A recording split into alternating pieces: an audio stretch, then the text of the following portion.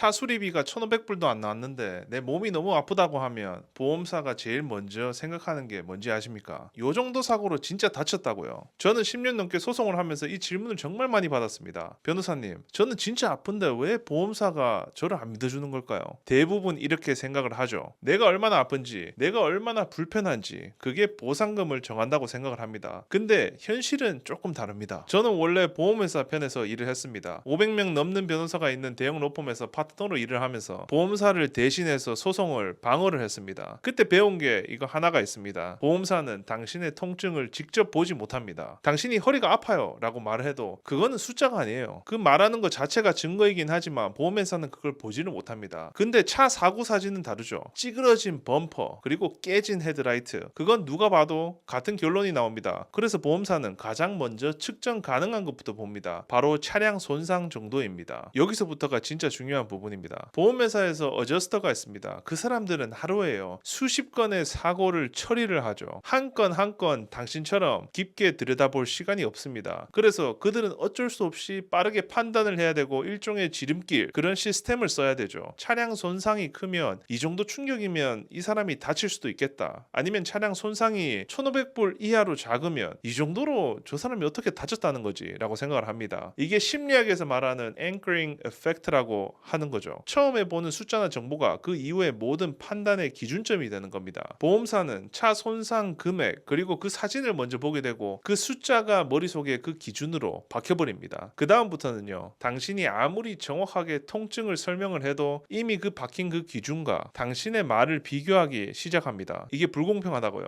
맞습니다. 실제로 불공평하죠. 그래서 변호사가 필요한 거고요. 차 모델, 범퍼 재질, 충격 흡수 이런 거에 다 따라가지고 사람이 받는 충격은 완전히 다를 수도 있거든요. 요즘 차들은 또 안전하게 설계가 돼 있어가지고 차가 살짝 찌그러져 있는데도 사람의 목과 허리는 크게 다칠 수도 있습니다. 근데 보험사 시스템은 그 차이를 자동으로 고려해주지 않죠. 고려를 왜 해주겠습니까? 돈을 더 줘야 되는데. 제가 봤던 한 의뢰인 이야기를 한번 해드릴게요. 차를 이렇게 운전하고 계시는데 신호 대기 중에 뒤에서 다른 차가 받쳤습니다. 범퍼만 살짝 들어갔고 수리비는 1,000불 정도가 나왔어요. 근데 그분은 목과 등 몇 주 동안 통증이 있었습니다. 보험사 쪽에서는 뭐라고 얘기했을까요? 처음에는 이렇게 얘기를 했죠. 차량 손상이 이렇게 작은데 어떻게 그 정도의 부상이 나오죠? 라고 얘기를 합니다. 근데 저희가 한 일은 간단합니다. 차 손상 사진만 들이밀지 않고 사고 당시 충격을 받은 자세, 머리 받침대 위치, 충돌 방향, 그리고 통증이 매일 어떻게 악화되고 변해가는지 병원 기록 하나하나로 시간순으로 정리를 했습니다. 결국 보험사는 처음 제시했던 금액보다 훨씬 높은 금액으로 합의를 했죠. 제가 말씀드리고 싶은 거는 내가 느끼는 통증을 보험사가 이해할 수 있는 형태로 바꿔야 한다는 겁니다. 여기서 세 가지만 기억을 하세요. 첫째, 차 손상이 적어도 절대 그냥 넘기지 마세요. 이 정도 사고로 병원 가는 거 좀 오버일 거 아닌가 이런 생각, 그게 가장 비싼 착각입니다. 둘째, 병원 기록을 끊지 마세요.